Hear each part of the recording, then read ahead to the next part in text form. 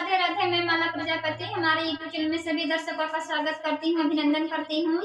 आज मैं एक बहुत ही प्यारा कारवां गीत लेकर आई हूँ। अगर आप सभी को अच्छा लगे तो प्लीज लाइक करना, कमेंट करना और मेरे चैनल को सब्सक्राइब करना।